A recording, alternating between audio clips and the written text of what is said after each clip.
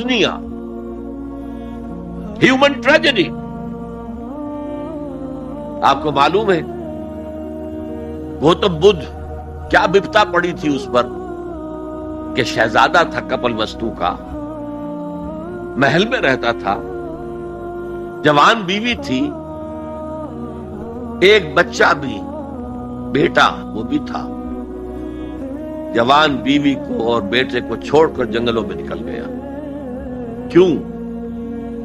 اس نے دیکھا دنیا میں دکھ بہت ہے. کہیں وہ دیکھا اس نے اندھا ایک آدمی ہے، وہ ٹھوکریں کھا رہا، گر رہا. کہیں دیکھا کسی کا بچہ جو ہے عالم نزع میں ہے، کوئی کچھ نہیں کر سکتا، رو رہے ہیں، پیٹ رہے ہیں. کہیں دیکھا جنازہ جا رہا، کندھے کے اوپر رکھ لے جا رہے ہیں. تو اس کے فکر کا مرکزی نقطہ کیا ہے؟ سروم دکھم، یہاں تو دکھ ہی دکھ ہے اور کچھ نہیں ہے. اس دکھ سے سیلویشن حاصل کرنے کے لیے وہ نکل گئے. اب کیا اسے ملا کیا نہیں ملا اسے چھوڑ دیجیے، لیکن ایک مثال تو ہے. محل کی زندگی چھوڑ کر، جوان بیوی کو چھوڑ کر، ایک چھوٹے بچے کو چھوڑ کر انسان نکلا ہے وہاں. ان الانسان لفی خسر. دنیا کے اندر یہ تکالیف دیکھ کر اتنا متاثر ہو گئے، تو آخرت کی تکالیف وہ تو بہت بڑی ہے، بہت بڑی ہے، بہت بڑی ہے. قرآن مجید کے ہر صفحے کے اوپر جہنم کے کوئی نہ کوئی مناظر دکھا دیے گئے. کیا کھانے کو ملے گا؟ زقوم، جو پیٹ میں جائے گا تو کھولے گا جیسے کہ پانی کھول رہا ہو، اور پھر اس پر پیاس لگے گی تو حمیم ملے گا، گرم پانی یا پیپ، اور زخم کا دھون ملے گا. حضور کو شب معراج میں جو دکھائے گئے مناظر، عذاب کس کس دور سے انسانوں کو ہوگا. وَالْعَصْرِ إِنَّ الْإِنسَانَ لَفِي خُسْرٍ. اور میں عرض کر چکا ہوں خسرن ہے یہاں، الخسر نہیں. الخسر ہوتا تو کوئی خاص خسارہ. خسرن یہ قاعدہ ہے عربی زبان میں، تنکیر نکرہ جو آتا ہے تفصیل کے لیے آتا ہے. بڑا خسارہ، بہت بڑا گھاٹا. اب جو اس سے استثناء کی 4 شرائط ہیں ان کو سمجھیے. سب سے پہلے ایمان. اب یہاں تو ایک لفظ آیا ایمان. اللہ پر ایمان، رسولوں پر ایمان، آخری رسول اور آخری نبی پر ایمان، کتابوں پر ایمان اور آخری کتاب قرآن پر ایمان، باس بعد الموت پر ایمان، حساب کتاب پر ایمان، جزا و سزا پر ایمان، جنت اور دوزخ پر ایمان. یہ ایمانیات ہے. میں نے عرض کیا تھا یہ ایک عنوان ہے. کتنی لمبی لمبی بحثیں قرآن مجید میں ان میں سے ہر ایک چیز کے بارے میں آئی ہیں مکی صورتوں کے اندر. لیکن اس وقت جو بات میں آپ کو بتانا چاہتا ہوں، وقت کم ہے، اس ایمان کے 2 لیول سمجھ لیجئے، یا 2 قسمیں سمجھ لیجئے، یا 2 ایسپیکٹ سمجھ لیجئے.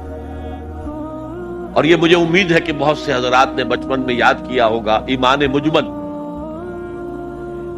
آمنت باللہ کما ہوا باسمائہ وصفاتہ وقبلت جمیع احکامہ اقرار باللسان وتصدیق بالقلب. ایمان کے یہ 2 درجے ہیں. زبان سے اقرار، جو کہے، کسی مذہب کا ماننے والا ہو، ہندو ہو، سکھ ہو، پارسی ہو، عیسائی ہو، جو کہے اشہد ان لا الہ الا اللہ واشہد ان محمد رسول اللہ، ایسے ہے محسوس ہوتا ہے کہ ایک لائن کھچی ہوئی تھی، پہلے ادھر تھا، فوراً ادھر آ گیا. یہ ہے اقرار باللسان. اس کی حیثیت قانونی ایمان کی ہے. ظاہر بات ہے مسلمان باپ کی وراثت مسلمان بیٹے کو جا سکتی ہے، بیٹا مسلمان نہیں ہے تو وراثت نہیں پہنچے گی. Who is a Muslim and who is not a Muslim؟ یہ لیگل کوسچن. مسلمان ریاستوں کے اندر دستور میں ہوگا کہ یہاں ہیڈ آف دی اسٹیٹ مسلمان ہوگا، تو کتنا بڑا لیگل کوسچن ہے کہ کون ہے واقعی مسلمان کون نہیں ہے. تو بہت اہم ہے. لیکن اس کا سارا معاملہ اس دنیا تک ہے کہ ہم ایک دوسرے کو مسلمان سمجھیں. میں اپنی بیٹی نکاح میں دے سکتا ہوں کسی مسلمان کو۔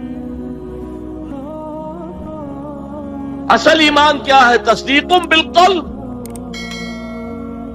جب دل میں اتر جائے، دل میں کھپ جائے، وہ ہے اصل ایمان۔ ہم دنیا میں اس کو زیر بحث لا نہیں سکتے، ہمارے پاس کوئی آلہ نہیں ہے دل میں اتار کر دیکھ لیں ایمان ہے کہ نہیں ہے، کوئی نہیں۔ الیکٹرو کارڈیوگرام کر لیجئے، یہ تو پتہ چل جائے گا کہ اس میٹنگ کے اندر کچھ جو ہے irregularity ہے۔ اینجیو پلاسٹی کر لیجئے، معلوم ہو جائے گا کہ اتنی وینز بلاکس ہے۔ بس دل میں ایمان ہے یا نہیں، اس کا کوئی ذریعہ ہمارے پاس نہیں۔ لہذا دنیا میں ہم ایمان پر بحث ہی نہیں کر سکتے۔ ہم کسی کے بارے میں یہ نہیں کہہ سکتے یہ صاحب ایمان ہے اور یہ نہیں ہے۔ ہاں مسلمان ہے تو مسلمان کے جو حقوق ہیں اسے ملیں۔ وہ فاسق بھی ہو تو مسلمان ہے، فاجر بھی ہو تو مسلمان ہے، متقی ہو تب بھی مسلمان ہے، نیک ہو عبادت گزار ہو تب بھی مسلمان ہے۔ اور لیگلی اور کانسٹیٹیوشنلی ان میں کوئی فرق نہیں ہے۔ المسلم کفر لکل مسلم، امام ابو حنیفہ رحمۃ اللہ علیہ کا قول بہت اہم ہے۔ اتنی اہمیت تو اس کی ہے کہ ذرا سی ایک خطا ہو گئی تھی حضرت اسامہ ابن زید سے۔ حضور کو بہت محبت تھی اسامہ سے، اپنے پوتے کی طرح سمجھتے تھے، اس لیے کہ زید کو تو اپنا بیٹا بنایا ہوا تھا، زید ابن حارثہ۔ تو بعد میں جب آیت اتری کہ یہ کوئی منہ بولا بیٹا اسلام میں کوئی شے نہیں ہے، ورنہ پہلے انہیں کہتے تھے زید ابن محمد، اس کے بعد دوبارہ وہ زید ابن حارثہ رہ گئے۔ لیکن محبت کتنی تھی زید سے، اور اس اعتبار سے گویا کہ حضرت اسامہ ابن زید وہ تو حضور کے پوتوں کے معنی۔ ان سے غلطی ہو گئی، ایک جنگ میں ایک کافر کے ساتھ مقابلہ ہوا دو بدو۔ اس کافر نے جب سمجھا کہ میری تو بس ہو گئی، اب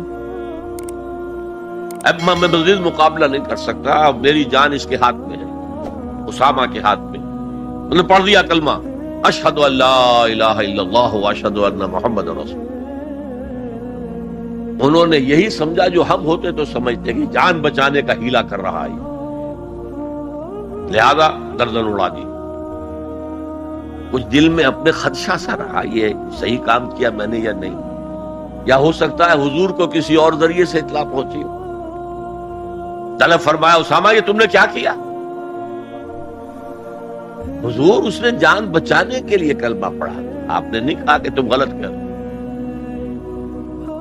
ہلا شققت قلبہ، تم نے اس کا دل چیر کے کیوں نہیں دیکھ لیا؟ یعنی نہ تم دل چیر کے دیکھ سکتے ہو، کیا تمہیں معلوم ہے، کیسے کہہ سکتے ہو یقین سے کہ اس نے جان بچانے کو کلمہ پڑھا؟ اور اے اسامہ کیا کرو گے قیامت کے دن جبکہ یہ کلمہ تمہارے خلاف استغاثہ لے کر آئے گا؟ تو اس کی بھی بہت بڑی اہمیت ہے۔ دنیا میں پورا لیگل اینڈ کانسٹیٹیوشنل نظام اسلام پر قائم ہے، اقرار باللسان پر قائم، لیکن اصل ایمان دل میں۔ یہ سورہ حجرات میں فرمایا گیا جو اس موضوع پر قرآن حکیم کی اہم ترین آیات،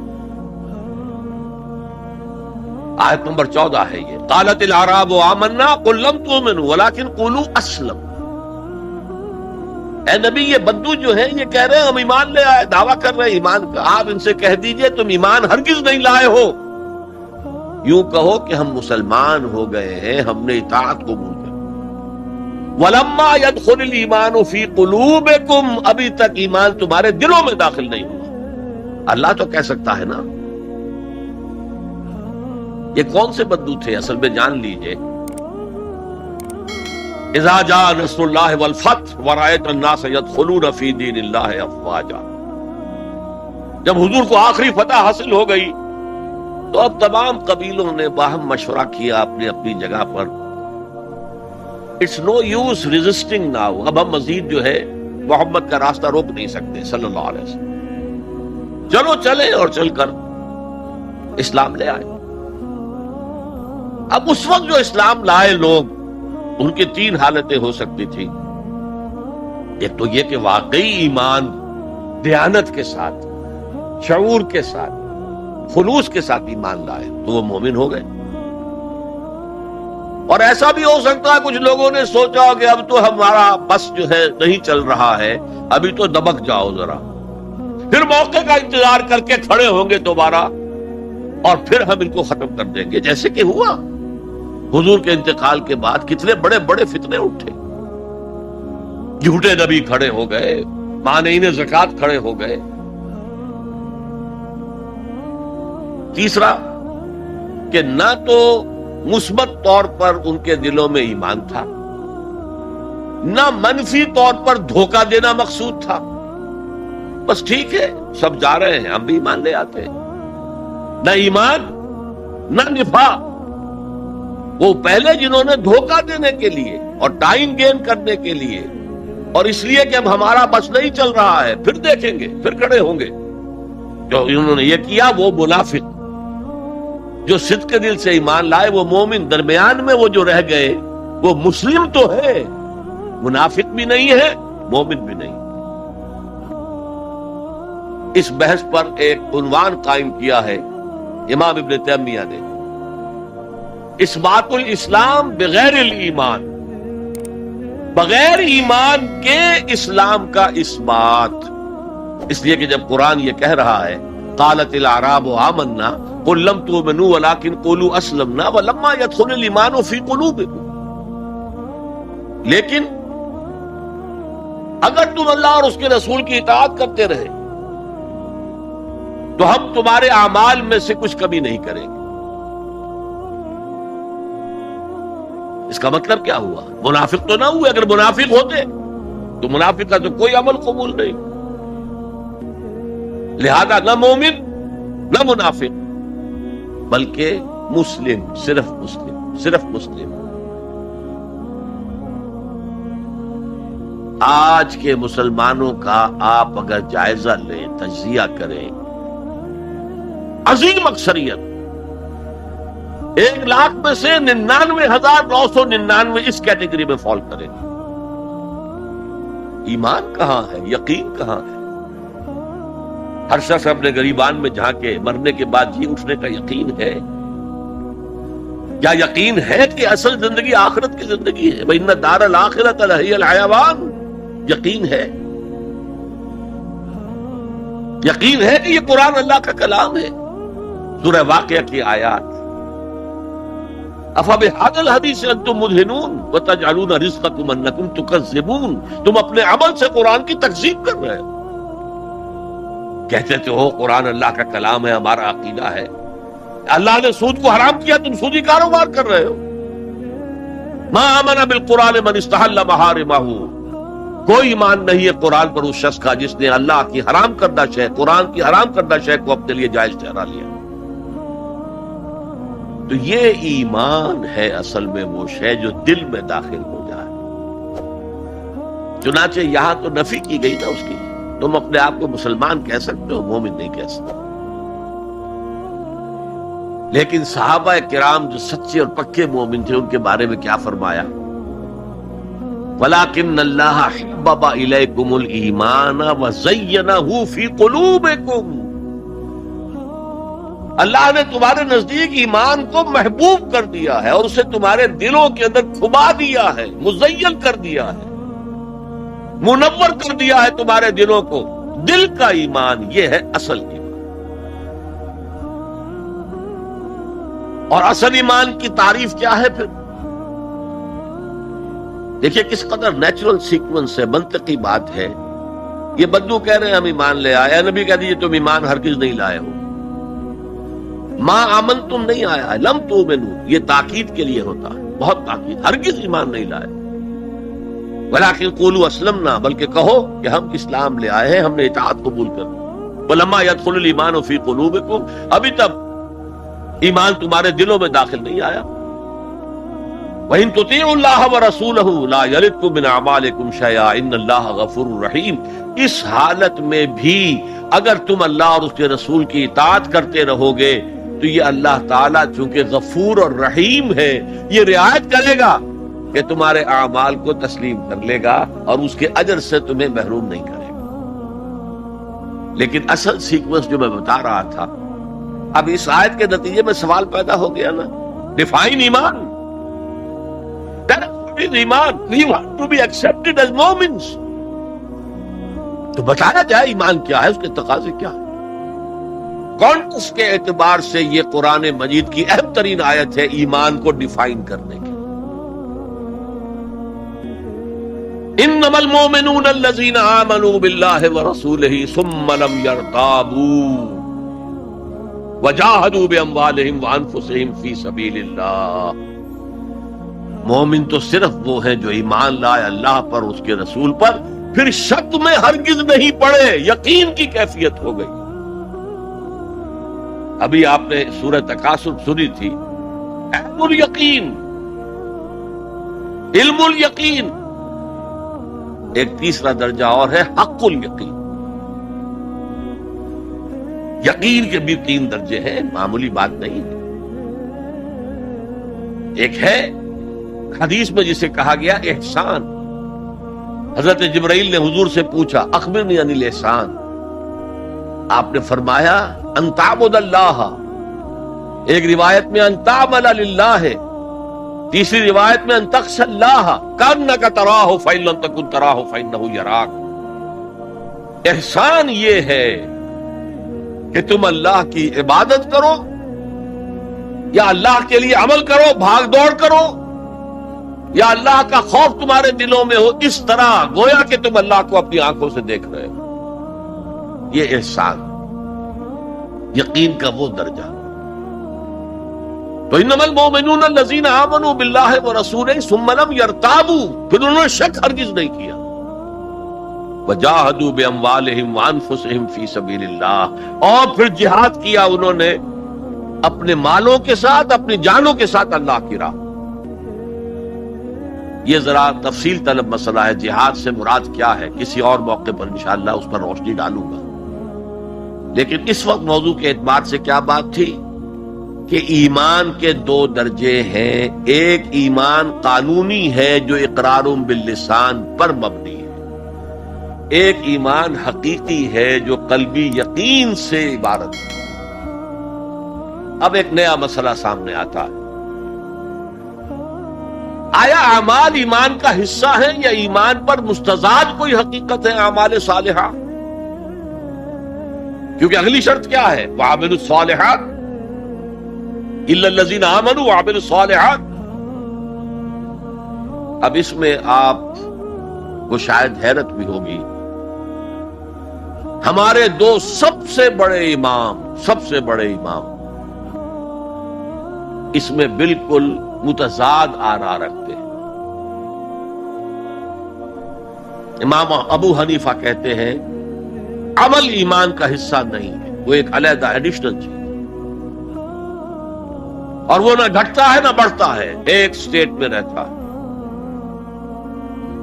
یہ ہے رئیس الفقہاء اور سید المحدثین امام بخاری کہتے ہیں الایمان قول وعمل وَيَزِيدُ وَيَنْقُص۔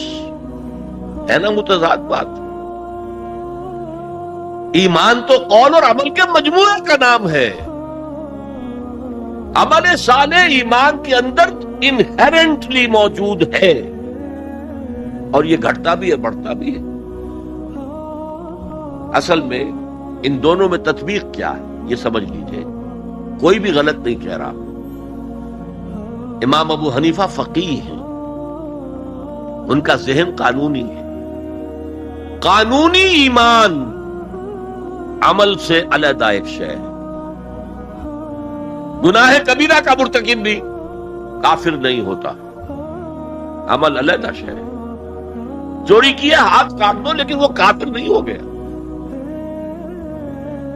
شادی شدہ نے زنا کیا ہے، اس کو سٹوننگ کر کے اس کو مار دو، لیکن اس کی نماز جنازہ پڑھنی ہوگی، ہے مسلمان، کافر نہیں۔ اس اعتبار سے وہ قانونی ایمان علیحدہ ہے، عمل علیحدہ، اور یہ قانونی ایمان نہ گھٹتا ہے نہ بڑھتا ہے۔ یہ تو ایک سٹیٹس ہے جو آپ کو کانسٹیٹیوشنلی لیگلی حاصل ہو گیا ہے، اس میں کوئی کمی بیشی نہیں ہوگی۔ سادہ ترین مثال یہ ہے، ایک باپ کے 2 بیٹے تھے یا ہیں، ایک بڑا متقی ہے، تہجد گزار ہے، نیک ہے، عابد ہے، زاہد ہے، ایک فاسق و فاجر ہے لیکن ہے مسلمان. کیا وراثت میں اس متقی کو زیادہ حصہ ملے گا اور فاسق و فاجر کو کم ملے گا؟ نہیں. Legally they are equal. المسلم کف لکل مسلم، ہر مسلمان دوسرے تمام مسلمانوں کے برابر ہے. لیگل سٹیٹس یہ برابر ہے، جامد ہے، یہ نہ گھٹتا ہے نہ بڑھتا ہے. حالانکہ ایمان کا گھٹنا بڑھنا وہ حقیقی ایمان کی بات کر رہے ہیں. امام ابو حنیفہ قانونی ایمان کی بات کر رہے ہیں، امام بخاری حقیقی ایمان کی بات کر رہے ہیں. یہ تو ہر ایک کا تجربہ ہے. یہ ایمان جو ہے گھٹتا بھی ہے، بڑھتا بھی ہے. قرآن پڑھیے، ایمان آپ کو خود محسوس ہوگا کہ اس کی حرارت بڑھی ہے. اچھی صحبت میں بیٹھیے، ایمان بڑھے گا. آوارہ قسم کے لوگوں میں بیٹھ کر گپے لڑائیے، ایمان گھٹے گا. خود محسوس ہو جائے گا کہ کوئی برف کی طرح کچھ ہے اندر پگھل رہی. قرآن میں آتا زادتہم ایمانا، ان کے ایمان کے اندر اضافہ ہو گیا. تو کیسے کہا جا سکتا ہے ایمان گھٹتا بڑھتا نہیں؟ ایمان حقیقی گھٹتا بھی ہے، بڑھتا بھی ہے. لیکن قانونی ایمان یہ ایک جامد سٹیٹس ہے، ایک لیگل کانسٹیٹیوشنل سٹیٹس ہے. یہ نہ گھٹتا ہے نہ بڑھتا. اور عمل اس کے اندر داخل نہیں ہے، عمل اس پر مستضاد ہے، علیحدہ شے. تو پہلی شرط کے بارے میں اس قدر باتیں میں نے بتائیں، زیادہ تفصیل میں جانے کا موقع نہیں. اب دوسری شرط کیا ہے؟ وَعَمِلُ الصَّالِحَاتِ. دیکھیے عربی زبان میں عمل اور فعل یہ دونوں الفاظ مترادف ہیں. تفعلون، یفعلون، تعملون، یعملون، لیکن ان دونوں میں فرق ہے. فعل کوئی بھی فعل ہے جو آپ سے سرزد ہو گیا، چاہے ارادی طور پر چاہے غیر ارادی طور پر. عمل وہ ہے جو ارادے کے تحت کیا جائے، جس میں جد و جہد ہو، جس میں محنت ہو، جس میں مشقت پڑتی. تو فعل اور عمل کے درمیان زمین و آسمان کا فرق ہے. عمل محنت چاہتا ہے، جد و جہد چاہتا ہے، سعی چاہتا ہے. اور صالح سے مراد کیا ہے؟ باصلاحیت، جس میں گرو کرنے کی صلاحیت ہو. صالح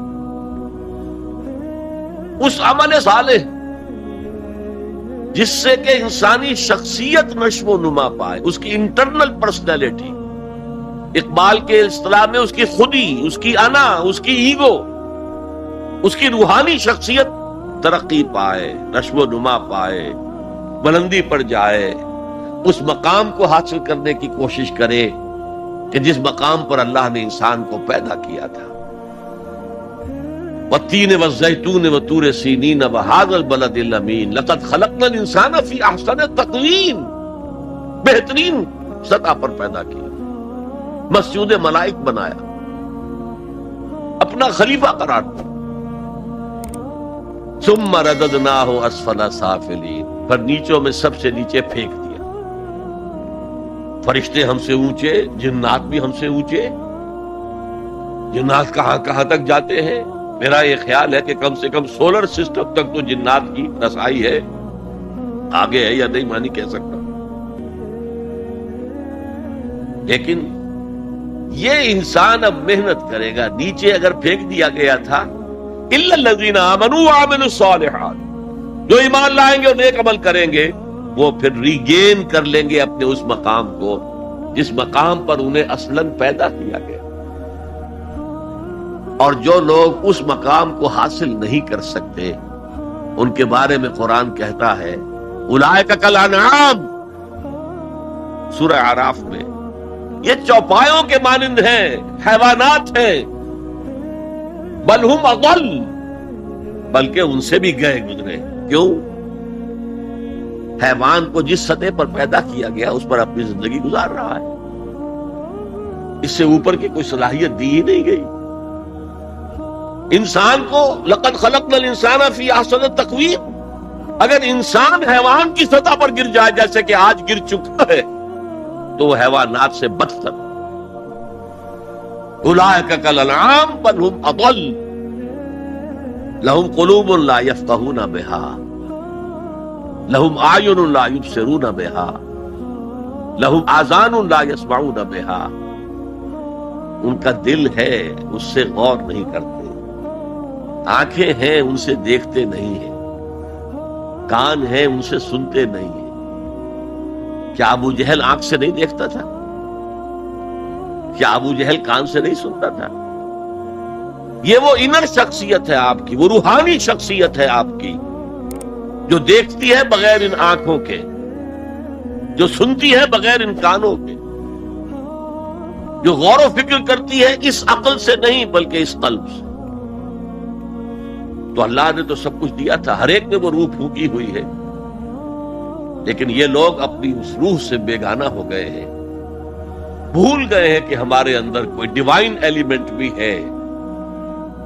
ڈیوائن سپارک، یہ لفظ جو ہے مغربی فلسفے میں استعمال ہوتا ہے، ڈیوائن سپارک، ایک شعلہ ملکوتی ہمارے اندر ہے، انہوں نے بھی دیکھا ہے۔ لیکن آج کا انسان خاص طور پر ڈارون کے نظریے کے پھیلاؤ کی وجہ سے، یہ نظریہ بایولوجی کے میدان کا نظریہ تھا اور بایولوجی کے میدان میں اسے تقریباً ریجیکٹ کیا جا چکا، لیکن سوشل سائنسز میں اس طرح پرمیٹ کر چکا، سوشولوجی میں، سائیکولوجی میں اس طرح پرمیٹ کر گیا ہے کہ آج کا انسان اپنے آپ کو سوائے حیوان کے کچھ نہیں سمجھتا۔ یہ ہیومن ٹریجڈی سب سے اونچی ہے، وہ شرف جو اللہ نے عطا کیا تھا، وہ مقام اور مرتبہ جو اللہ نے عطا کیا تھا، اس سے انسان خود مستعفی ہو گیا۔ نتیجہ کیا نکلا ہے کہ جیسے ہم کہتے ہیں کہ گھوڑا اور گدھا کیا فرق ہے؟ گھوڑا ذرا ریفائنڈ اینیمل ہے، تمکنت ہے اس میں، گدھا بیچارہ کورس اینیمل ہے، باقی فرق کیا ہے یہ بتائیں۔ اسی طرح انسان اور شمپینزی اور گوریلا میں کیا فرق ہے یہ بتائیں ہم۔ عمل صالح جو ہے وہ اس لیے ہے، اور یہ بھی نوٹ کر لیجئے، جب یہ سورت اتری تو عمل صالح سے کیا مراد تھا؟ شریعت تو ابھی نازل ہی نہیں ہوئی، عمل صالح ایک ہی تھا، ایک ان الذین قالوا ربنا اللہ ثم استقاموا، جنہوں نے کہا ہمارا رب اللہ ہے پھر جم گئے، چاہے مارا جا رہا ہے، چاہے دہکتے ہوئے انگاروں پر لٹایا جا رہا ہے۔ خباب بن الارت رضی اللہ تعالی عنہ لوہار تھے پیشے کے اعتبار سے، بلایا گیا، حضور پر ایمان لے آئے تھے، انگارے زمین پر بچھا دیے گئے، دہکتے ہوئے انگارے، کہا اتارو کرتا، اتار دیا، لیٹ جاؤ، لیٹ گئے انگاروں کے اوپر، اس لیے کہ حضور کا حکم یہ تھا چاہے تمہارے ٹکڑے کر دیں، چاہے تمہیں بھون دیں، تم نے کوئی جوابی کارروائی نہیں کرنی، کفو ایدیکم، اپنے ہاتھ بندے رکھو۔ قرآن میں تو یہ کہیں جا کر سورہ نساء میں حکم آیا ہے، ایک زمانہ تھا جب کہ تمہیں حکم تھا کہ اپنے ہاتھ روکے رکھو، مکے میں یہ حکم حضور نے دیا تھا، لہذا لیٹ گئے، پیٹھ کی کھال جلی، چربی پگھلی، اس سے وہ انگارے ٹھنڈے ہوئے۔ ان الذین قالوا ربنا اللہ ثم استقاموا، پھر جم گئے۔ یا صرف ایک عبادت دی گئی تھی، راتوں کو کھڑے رہا کرو، یا ایھا المزمل قم اللیل الا قلیلا نصفہ او انقص منہ قلیلا او زد علیہ ورتل القرآن ترتیلا۔ اے کمبل میں لپٹ کر لیٹنے والے صلی اللہ علیہ وسلم، کھڑے رہا کرو رات کو سوائے تھوڑے سے حصے کے، نصفہ آدھی رات، او انقص منہ قلیلا، یا اس میں سے کچھ کم کر لو تو ایک تہائی رات، اور زد علیہ ہے، یا آدھی رات پر اور اضافہ کرو تو دو تہائی رات، اور قرآن پڑھتے رہو پڑھتے رہو پڑھتے رہو پڑھتے رہو۔ حالانکہ قرآن کتنا نازل ہوا تھا ابھی؟ کیا یہ 30 پارے موجود تھے؟ جو چند آیتیں اتری ہیں، repeat and repeat and repeat and repeat, hammer them down into your heart and brain، یہ عبادت تھی۔ باقی نہ ابھی 5 وقتہ نماز ہے، نہ روزہ ہے، کوئی شے نہیں، نہ سود حرام ہے، نہ شراب حرام ہے، تو عامل الصالحات اب ہمارے سامنے جب آئیں گے تو اس کے دو حصے ہیں. ایک بیسک ہیومن موریلٹی، وہ چیزیں جو تمام ادیان، تمام مذاہب، تمام فلسفوں کے اندر مشترک ہیں. جھوٹ بولنا برا ہے، سچ بولنا اچھا ہے. وعدہ پورا کرنا اچھا ہے، وعدہ خلافی کرنا برا ہے. کسی کی ضرورت پوری کر دینا اچھا ہے اور کسی کو جھڑک دینا برا ہے. والدین کی خدمت کرنا اچھا ہے اور اس سے اعراض کرنا برا ہے. کون نہیں جانتا؟ یہ تو ہے بیسک موریلٹی جو مکی صورتوں میں شروع میں آئی ہے بہت تکرار کے ساتھ. ارأیت الذی یکذب بالدین فذلک الذی یدعو الیتیم ولا یحض علی طعام المسکین. کیا تم نے دیکھا اس شخص کو جو جزا و سزا کا منکر ہے، آخرت کا منکر ہے؟ وہی تو ہے جو یتیم کو دھکے دیتا ہے اور مساکین کو کھانا خود کھلانا تو درکنار، کسی اور کو بھی کہنے کو تیار نہیں ہے کہ کھانا کھلا دو. پتہ نہیں پلٹ کر وہ کہہ دے تم کیوں نہیں کھلاتے. ویل لکل ہمزۃ لمزہ، ہلاکت ہے ہر اس شخص کے لیے جو رو در رو عیب چینی کرتا ہے یا پیچھے برائی کرتا ہے، طنز کرتا ہے. ویل لکل ہمزۃ لمزہ الذی جمع مالا وعددہ. مال جمع کرتا ہے، گنتا رہتا ہے، اب میرا بیلنس شیٹ یہاں آ گیا ہے، اب بیلنس شیٹ یہاں آ گیا ہے، پہلے اتنے کروڑ کے ایسٹس تھے، آج اتنے کروڑ کے. اسی حساب کتاب میں بیسک ہیومن موریلٹی اور شریعت کے احکام یہ دونوں آئیں گے. اب وہ شریعت پوری ہو چکی محمد رسول اللہ صلی اللہ علیہ وسلم پر، اب ہمیں اس پر عمل کرنا ہے.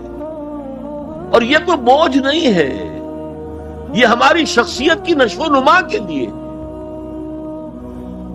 میں ایک مثال دیا کرتا ہوں. آپ کسی پہاڑی اسٹیشن کی طرف جا رہے ہو، گرما کا صدر مقام کوئی ہوتے ہیں پہاڑی، شملہ ہوتا تھا کبھی، تو آپ دیکھیں گے سڑک پر جا بجا نشانات لگے ہوئے، یہاں سپیڈ کم کر لو ورنہ ٹرن ایسا آ رہا ہے کہ ہو سکتا ہے کہ سپیڈ کم نہ ہو تو تمہاری گاڑی جو ہے وہ سیدھی کھائی میں جائے.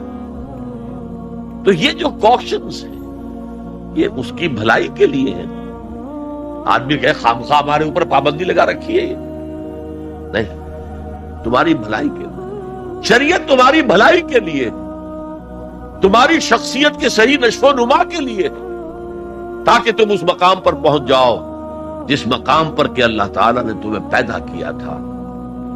والتین والزیتون وطور سینین وہذا البلد الامین لقد خلقنا الانسان فی احسن تقویم. اچھا اب ذرا چند احادیث سن لیجیے. حقیقی ایمان کے اعتبار سے میں نے آپ کو بتایا امام بخاری کے نزدیک عمل علیحدہ نہیں ہے، ایمان کا جز،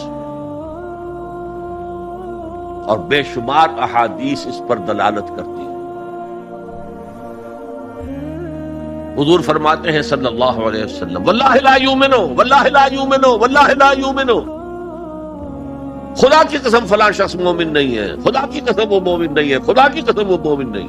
صحابہ لرز گئے، کانپ گئے. کون ہے بدبخت اور شقی جس کے بارے میں اللہ کے رسول 3 مرتبہ اللہ کی قسم کھا کر کہہ رہے کہ وہ مومن نہیں؟ پوچھا گیا من یا رسول اللہ، اللہ کے رسول کون؟ فرمایا الذی لا یامن جارہ بوائقہ، وہ شخص جس کی ایذا رسانی سے اس کا پڑوسی امن میں نہیں ہے، چین میں نہیں. کیسے سیپریٹ کریں گے ایمان کو عمل سے؟ ہے کوئی آری جو کاٹ دے ان کو علیحدہ علیحدہ کر دے؟ لیکن یہ حقیقی ایمان کی بات ہے، قانونی ایمان کی بات نہیں. ویسے یہ تو کوئی گناہ کبیرہ بھی نہیں، یہ تو کج خلقی ہے نہ صرف، لیکن اس کے اوپر 3 دفعہ قسم کھائی جا رہی ہے مومن نہیں ہے، نہیں ہے، نہیں. فرمایا لا یزنی الزانی حین یزنی وہو مومن، کوئی زانی حالت ایمان میں زنا نہیں کرتا. وہ ایمان 2 کوڑی کا نہیں کہ جو دل میں موجود ہو اور پھر کوئی شخص زنا کرے، تو کیا قیمت ہے اس ایمان کی؟ 2 کوڑی نہیں. ولا یسرق السارق حین یسرق وہو مومن، اور نہ ہی کوئی چور جب چوری کرتا ہے تو وہ مومن ہوتا ہے. وَلَا يَشْرَبُ الْخَمْرَ حِينَ يَشْرَبُ وَهُوَ مُؤْمِنٌ، اور نہ کوئی شرابی شراب پیتا ہے تو اس وقت مومن ہوتا ہے، مومن نہیں ہوتا. ہاں توبہ کرے تو ایمان واپس آ جائے. إِلَّا الَّذِينَ تَابُوا وَآمَنُوا وَعَمِلُوا الصَّالِحَاتِ وَعَمِلَ عَمَلًا صَالِحًا فَأُولَٰئِكَ يُبَدِّلُ اللَّهُ سَيِّئَاتِهِمْ حَسَنَاتٍ. ہاں جو گناہ کرنے کے بعد توبہ کریں اور ایمان لائیں، تجدید ایمان کریں، اس لیے کہ گناہ کی وجہ سے ایمان زائل ہو گیا. ویسے بعض احادیث سے یہ بھی معلوم ہوتا ہے کہ جب وہ گناہ کر رہا ہے اس وقت وہ ایمان دل سے نکل جاتا ہے، لیکن ایک پرندے کے مانند اس کے سر پر چکر لگاتا رہتا. جب گناہ سے فارغ ہو جاتا ہے تو ایمان واپس آ جاتا ہے. یہ اللہ کا بڑا فضل اور کرم ہے. جیسے کہ وہاں کہا گیا تھا کہ ایمان تو نہیں لائے ہو، پھر بھی وَإِن تُطِيعُوا اللَّهَ وَرَسُولَهُ لَا يَلِتْكُم مِّنْ أَعْمَالِكُمْ شَيْئًا إِنَّ اللَّهَ غَفُورٌ رَحِيمٌ. اگرچہ تم مومن نہیں ہو، لیکن اس حالت میں بھی اگر تم اللہ کی اور اس کے رسول کی اطاعت کرتے رہو گے تو اللہ تمہارے اعمال کے اجر و ثواب میں کوئی کمی نہیں کرے گا. کیوں؟ اللہ غفور ہے، رحیم ہے. یہ اس کی شان غفاری، شان رحیمی کا صدقہ ہے. اسی طرح منطق تو یہ چاہتی ہے کہ گناہ کے بعد جب تک توبہ نہ کی جائے ایمان نہ آئے دل میں دوبارہ. اور ایک آیت جو میں نے آپ کو سورہ فرقان کی سنائی اس سے بھی یہ متبادر ہوتا ہے. لیکن بعض احادیث سے معلوم ہوتا ہے، اور ہمارے ہاں اہل سنت کا عقیدہ یہی ہے کہ جب گناہ سے وہ فارغ ہو جاتا ہے تو ایمان جو ہے پھر دل میں آ جاتا ہے. لیکن ایمان اور عمل صالح کا چولی دامن کے ساتھ ہے، آپ علیحدہ نہیں کر سکتے. ایک اور حدیث حضرت انس رضی اللہ تعالی عنہ فرماتے ہیں، جو 9 برس تک حضور کے خادم خاص رہے، جو فرماتے ہیں قلما خطبنا رسول اللہ صلی اللہ علیہ وسلم الا قال لا ایمان لمن لا امانۃ له ولا دین لمن لا عہد له. شاذ ہی کبھی ایسا ہوا ہوگا کہ حضور نے ہمیں کوئی خطبہ ارشاد فرمایا اور اس میں یہ الفاظ نہیں کہے. گویا کہ ہمیشہ اپنے خطبے میں یہ حدیث بیان کرتے تھے آپ، جس شخص میں امانت داری کا وصف نہیں ہے اس کا کوئی ایمان نہیں. کیٹیگوریکل سٹیٹمنٹ ہے، کوئی ایمان نہیں. اور جس شخص میں ایفائے عہد کا مادہ نہیں اس کا کوئی دین نہیں. دین تو نام ہے، آپ عہد کرتے ہیں اللہ سے ایاک نعبد و ایاک نستعین، اے اللہ ہم تیری ہی بندگی کرتے ہیں اور کرتے رہیں گے، اور اے اللہ ہم تجھ ہی سے مدد مانگتے ہیں اور مانگتے رہیں گے. جو شخص چھوٹی چھوٹی باتوں میں وعدہ خلافی کرے وہ اتنے بڑے وعدے کو نبھائے گا جو پوری زندگی کے اوپر حاوی ہے. تو یہ نوٹ کر لیجئے، لیگل لیول پر، لیگل ایمان کے لیول پر ایمان علیحدہ، عمل علیحدہ. حقیقی لیول پر، قلبی ایمان والے لیول پر ایمان اور عمل صالح گتھے ہوئے ہیں، چولی دامن کا ساتھ ہے، ان کو ایک دوسرے سے جدا کرنا مشکل. اب آئیے تیسری شرط، وَتَوَاصَوْا بِالْحَقِّ. انہوں نے آپس میں یا بہت زیادہ شدت کے ساتھ، باب تفاعل کے اندر 2 خواص ہیں، مل جل کر کوئی کام کرنا یا مبالغہ ہوتا ہے، بہت شدت سے وہ کام کرنا. میں ان دونوں کے اعتبار سے ترجمہ کروں گا. اور وصیت کا لفظ آتا ہے ہمارے ہاں جب کوئی شخص مرتے ہوئے جو بات کہتا ہے، اہم ترین بات جو سمجھے گا وہی تو کہے گا. وہ لوگ آپس میں ایک دوسرے کو حق کی نصیحت کرتے ہیں یا وہ عوام الناس کو حق کی وصیت کرتے ہیں بڑی شدت کے ساتھ. دونوں ترجمے ہو گئے. یہ عمل صالح اور ایمان کا لازمی تیسرا نتیجہ ہے. دیکھیے فزیکل لا بھی یہ ہے، اگر کہیں بھٹی ہے آگ کی تو اس سے حرارت ماحول میں نفوذ کرے گی. اگر برف کی سل رکھی ہوئی ہے تو اسے برودت، ٹھنڈک ماحول میں پھیلے گی۔ اگر کسی میں عمل صالح اور ایمان ہے تو ممکن نہیں ہے کہ اس کی ذات سے نیکی کا پھیلاؤ نہ ہو، نیکی اس کی ذات سے نہ نکلے، نہ دوسروں تک پہنچے۔ It's a physical phenomenon. Number 2، یہ شرافت اور مروت کا تقاضا ہے۔ اگر آپ کو اللہ نے ہدایت دی ہے، شیئر اٹ ود ادرس۔ شرافت،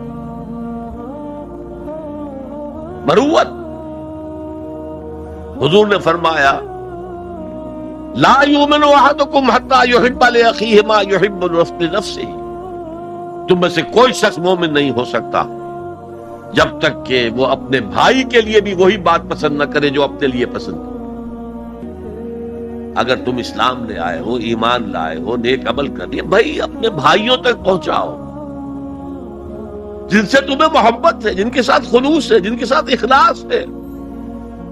یہ دوسری بنیاد ہے کہ ایمان اور عمل صالح سے تواصی بالحق خود بخود برآمد ہو۔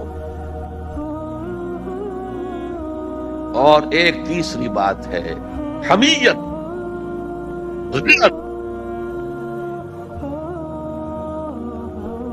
میں یہاں آپ کو ایک حدیث سنا رہا ہوں۔ ایک طویل عرصے تک اپنے زمانہ طالب علمی میں یہ حدیث خطبہ جمعہ میں سنتا رہا۔ مولانا تھانوی رحمۃ اللہ علیہ نے جو خطبات جمعہ مرتب کی ان میں یہ حدیث ہے۔ حضور ارشاد فرماتے ہیں اوحى اللہ عز وجل الى جبرائیل علیہ الصلوۃ والسلام ان اقلب مدینۃ کذا وکذا باہلہا۔ اللہ تعالیٰ نے وحی کے ذریعے سے حکم دیا حضرت جبرائیل کو کہ فلاں فلاں بستیوں کو الٹ دو، تلپٹ کر دو۔ جیسے سدوم اور عامورہ کی بستیوں پر عذاب آیا تھا، ویسا عذاب ان بستیوں کے اوپر لے آؤ۔ قال فقال، حضور فرماتے ہیں کہ اس پر حضرت جبرائیل نے عرض کیا یا رب ان فیہا عبدک فلان لم یعصک طرفۃ عین۔ اے اللہ میں اس بستی کو الٹ دوں، اس میں تو تیرا فلاں بندہ بھی ہے جس نے کبھی پلک جھپکنے جتنی دیر بھی کسی گناہ میں بسر نہیں کی۔ اب آپ کسی آدمی کی نیکی کا تصور کیجئے، یہ گواہی دینے والے کوئی کرائے کے گواہ نہیں ہے جو عدالتوں میں پھرتے رہتے ہیں، جو چاہو گواہی دلوا لو، اتنے پیسے چاہیے۔ جبرائیل ہے، اور کس کی جناب میں کہہ رہے ہیں؟ جہاں ابو جہل بھی جھوٹ نہیں بول سکے گا۔ یا رب ان فیہا عبدک فلان لم یعصک طرفۃ عین، الٹ دوں اس بستی کو۔ اب جواب سنیے، قال فقال، حضور فرماتے ہیں اس پر اللہ نے فرمایا اقلبھا علیہ وعلیہم، الٹو اس بستی کو، پہلے اس بدبخت پر اور پھر دوسروں پر۔ فإن وجہہ لم یتمعر فی ساعۃ قط، اس لیے کہ میری غیرت کی وجہ سے کبھی اس کے خون نے جوش نہیں مارا، اس کا چہرے کے اوپر خون نہیں آیا۔ آپ کو کوئی ماں کی گالی دے، اگر تو آپ میں جان ہے تو وہ جانے دیں گے اس کو، اور اگر جان نہیں ہے، آپ اس کا مقابلہ نہیں کر سکتے، تب بھی غصہ آئے گا، کانپیں گے آپ غصے کی وجہ سے، چہرہ آپ کا سرخ ہو جائے گا، یہ تو کم سے کم ہوگا نا۔ لیکن یہ اللہ کا بندہ اپنی نیکی میں لگا رہا، اس نے دیکھا نہیں ماحول میں کیا ہو رہا ہے، ماحول میں اللہ کی شریعت کی دھجیاں بکھیری جا رہی ہیں، ماحول میں اللہ کے احکام پاؤں تلے روندے جا رہے ہیں، یہ لگا رہا تو فقط اللہ اللہ اللہ، یہ زیادہ بڑا مجرم، لہذا بستی کو پہلے اس پر پلٹو اور پھر دوسروں پر۔ یہ ہے تعلق تواصی بالحق کا ایمان اور عمل صالح کے ساتھ۔ یہ میں پہلے عرض کر چکا ہوں، اس تواصی بالحق میں اصطلاحات بہت سی ہیں۔ حق کی دعوت دینا، اللہ کی طرف دعوت دینا حق ہے نا، اللہ کی ذات حق ہے۔ ذالک بأن اللہ هو الحق، تو تواصی بالحق میں کیا ہوگا؟ ادعو الی سبیل ربک بالحکمۃ والموعظۃ الحسنۃ وجادلہم باللتی احسن، یہ بھی تواصی بالحق ہے۔ نیکی کا حکم تو بدی سے روکو، تأمرون بالمعروف وتنہون عن المنکر، یہ بھی تواصی بالحق ہے۔ اور اس کے درجات کہاں سے کہاں تک ہیں؟ اگر بچے کہیں گلی میں کھیل رہے ہیں، کرکٹ کھیل رہے ہیں، آپ ان سے کہتے ہیں بیٹو یہ یہاں پر کھیلنے کی جگہ نہیں ہے، آپ کسی گاڑی کا شیشہ توڑیں گے، آپ کی گیند جو ہے اس سے کسی گاڑی کو نقصان پہنچے گا، کسی انسان کو چوٹ لگ جائے گی، پھر کیا آپ بچ کر چلے جائیں گے وہاں سے؟ آپ کون ہوتے ہیں؟ ہوگی کہ نہیں؟ ریزنٹمنٹ ہوگی کہ نہیں؟ کبھی بھی اس تواصی بالحق کو خندہ پیشانی سے نہیں سنا گیا، نہیں برداشت کیا۔ اور اگر کچھ لوگ سمجھتے ہیں کہ ہم تواصی بالحق کر رہے ہیں، پھر بھی معاشرہ اس سے کچھ نہ کہے، انہیں کوئی تکلیف نہ پہنچائے، اس کا مطلب ہے انہوں نے حق کا کوئی ایسا حصہ لیا ہے کہ جو لوگوں کی دکھتی رگ کو نہیں چھیڑتا، اس سے بچ بچ کر چل رہے۔ اگر وہ حق کامل ہو تو باطل کبھی تسلیم نہیں کرے، باطل ریٹیلیٹ کرے۔ اب آپ سنیے ایک اور بات، یہ چھوٹا حق تھا کہ بیٹو یہاں نہ کھیلو، کسی گراؤنڈ میں جا کر کھیلو۔ سب سے بڑا حق کیا ہے؟ اس کائنات کا خالق، مالک اور حاکم اللہ، اس کا حکم یہاں نافذ ہونا چاہیے، یہ حق ہے۔ اگر نہیں ہے تو اللہ کے خلاف بغاوت ہے۔ اس کی آپ اگر تلقین کریں گے تو آپ ایگزسٹنگ سسٹم کے باغی قرار پائیں گے۔ پوری دنیا میں secularism, sovereignty of the people, تم کیا کہہ رہے ہو؟ تمہاری یہ ڈفنی کیا بجا رہی ہے؟ خدا کی ساورنٹی، یہ سب سے بڑا حق ہے۔ اس حق پر جو بھی ریزنٹمنٹ ہوئی تھی مکے میں، جیسے جیسے ستائے گئے تھے حضور اور آپ کے صحابہ، وہ آپ کے علم ہے۔ اگر تواصی بالحق ہو رہا اور ریزنٹمنٹ نہ ہو تو پھر آپ حق کی تعلیم نہیں دے رہے، اس کے کسی ایسے جز کی دے رہے ہیں کہ جس سے کسی کو کوئی نقصان نہ پہنچتا۔ بس یہ کوئی جینٹل مین ایگریمنٹ ہے آپ کا وقت کے نظام کے ساتھ، ہم تمہیں چھیڑیں گے نہیں، باقی ہمیں واز کہنے دو، کہہ جاؤ۔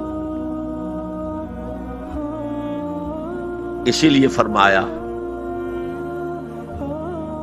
من رأى منکم منکرا فلیغیرہ بیدہ، جو شخص تم میں سے کسی منکر کو دیکھے، کسی بدی کو دیکھے، کسی خلاف حق بات کو دیکھے، اس کا فرض ہے کہ اسے طاقت کے ساتھ اپنے ہاتھ سے روکے۔ فإن لم يستطع، اگر اس کی طاقت نہ ہو، فبلسانہ، تو زبان سے تو کہہ دو کہ خدا کے بندے یہ کام نہ کرو، یہ غلط ہے، یہ حرام کام ہے، اللہ کے غضب کو دعوت نہ دو، یہ تو کہہ دو۔ اور اگر زبانوں پر بھی تالے ڈال دیے گئے ہوں تو پھر کم سے کم دل سے شدید نفرت کی۔ اگر یہ بھی نہیں ہے تو پھر ایمان نہیں۔ ذالک اضعف الایمان، یہ ایمان کا کمزور ترین درجہ ہے۔ من رأى منکم منکرا فلیغیرہ بیدہ، فإن لم يستطع فبلسانہ، فإن لم يستطع فبقلبہ، وذالک اضعف الایمان، یہ ایمان کا کمزور ترین درجہ ہے۔ اگر یہ بھی نہیں ہے، بدی کو پھیلتے ہوئے، پھلتے ہوئے، پھولتے ہوئے ہم دیکھ رہے ہوں اور ہماری نیند میں بھی خلل نہ آئے، ہماری غیرت جوش میں نہ آئے، ہم اس کو بدلنے کی کوئی سعی نہ کریں، ہمیں اس کا افسوس تک نہ ہو، وائے ناکامی مکائے کارواں جاتا رہا، کارواں کے دل سے احساس زیاں جاتا رہا، تو پھر ایمان کا کیا سوال؟ اسی مضمون کی ایک اور حدیث ہے، یہ حضرت ابو سعید الخدری رضی اللہ تعالیٰ عنہ سے، اور مسلم شریف کی روایت ہے جو میں نے آپ کو سنائی، اسی مسلم شریف میں عبداللہ ابن مسعود سے روایت ہے۔ قال النبی صلی اللہ علیہ وسلم ما بعث اللہ من نبی فی قومہ من قبلی الا کان لہ اصحاب وحواریون یاخذون بامرہ ویقتدون بسنتہ۔ اللہ تعالیٰ نے جس قوم میں بھی کسی نبی کو مبعوث کیا، اس میں اس کے کچھ نہ کچھ صحابہ، کچھ حواری ہوتے تھے، تھوڑے ہوں زیادہ، وہ کیا کرتے تھے؟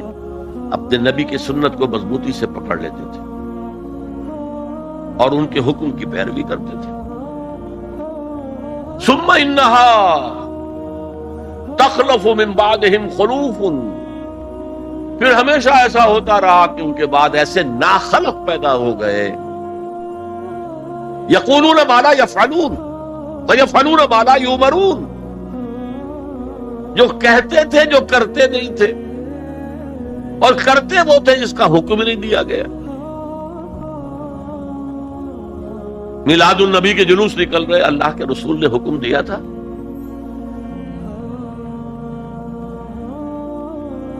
کرتے وہ ہیں جس کا حکم نہیں دیا گیا۔ یفعلون ما لا یؤمرون ویقولون ما لا یفعلون، اور کہتے وہ ہیں جو کرتے نہیں ہیں۔ اب سنیے، فمن جاہدہم بیدہ فہو مومن، جو ایسے لوگوں کے خلاف مسلمان ہوں گے نا وہ، ثم انہا تخلف من بعدہم خلوف، یہ غیر مسلموں کی بات نہیں ہو رہی ہے، مسلمانوں کی، مسلمان حکمران آئے تھے۔ فمن جاہدہم بیدہ فہو مومن، جو کوئی ان کے خلاف جہاد کرے گا ہاتھ سے، طاقت سے، وہ مومن ہوگا۔ ومن جاہدہم بلسانہ فہو مومن، اور جو ان سے جہاد کرے گا زبان سے، وہ مومن ہوگا۔ ومن جاہدہم بقلبہ فہو مومن، جو دل سے جہاد کرے گا، یعنی دل سے شدید نفرت رکھے گا، فہو مومن، وہ بھی مومن ہوگا۔ ولیس وراء ذلک من الایمان حبۃ خردل، اس کے بعد تو ایمان رائی کے دانے کے برابر بھی نہیں۔ یہ ہے تواصی بالحق، حق کی وصیت کرنا۔ اچھا، اس میں جو دوسرا پہلو میں نے گنوایا تھا، ایک ہے اس کا عام مفہوم، لوگوں کو پوری شدت کے ساتھ حق کی طرف دعوت دینا، حق کی وصیت کرنا، امر بالمعروف کرنا، نہی عن المنکر کرنا، دین کی طرف بلانا۔ ایک یہ آپس میں حق کی وصیت کرنا۔ یہاں سے تصور ابھرتا ہے کہ جو لوگ ایمان اور عمل صالح کی وادیوں میں سے گزر رہے ہیں، انہیں ایک جماعتی شکل میں ہونا چاہیے، اور اس جماعت کی روح ہونی چاہیے تواصی بالحق۔ آپ کا ایک بھائی غلطی کر رہا ہے، روکیے اس کو۔ آپ کا ایک ساتھی اس کی کچھ ہمت جواب دے رہی ہے، اس کو حوصلہ دیجیے، اس کو بڑھائیے۔ یہ تواصی بالحق نہیں ہوگا تو جماعتی زندگی جو ہے وہ کمزور ہوتی چلی جائے۔ اس کو مولانا فراہی رحمۃ اللہ علیہ نے لکھا ہے کہ اس تواصی سے پہلے تو ایک جماعتی زندگی لازم آتی ہے، اور پھر نظام خلافت کا قیام لازم آتا ہے۔ اس لیے کہ ایک کام ہے یہ تواصی بالحق کا جو ہم اپنے معاشرے میں کریں، ایک ہے اس کا کام جو پوری عالمی سطح پر ہو۔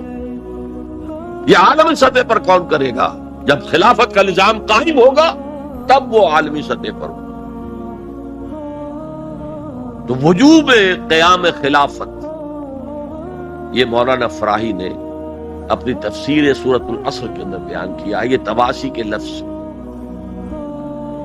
اور یہ جماعتی زندگی نوٹ کر لیجئے۔ حضور نے فرمایا ید اللہ علی الجماعہ، اللہ کا ہاتھ جماعت کے اوپر ہوتا، یعنی اللہ کی تائید، اللہ کی نصرت جماعت کے ساتھ منحصر۔ حضرت عمر فرماتے لا اسلام الا بالجماعہ ولا جماعہ الا بالامارہ ولا امارہ الا بالاطاعہ، جماعت کے بغیر کوئی اسلام نہیں اور امارت کے بغیر کوئی جماعت نہیں۔ اور اطاعت کے بغیر کسی امیر کا کوئی فائدہ ہی نہیں، اس کا حکم مان۔ تو تواسی بالحق کے ضمن میں ایک اجتماعی زندگی ناگزیر ہے، اسے ایک بڑے پیمانے پر کرنے کے لیے، اور سب سے بڑا پیمانہ کیا ہوگا؟ خلافت راشدہ کا نظام کہیں قائم ہو، تاکہ وہ پوری دنیا میں تواسی بالحق اس کا فریضہ سر انجام دے۔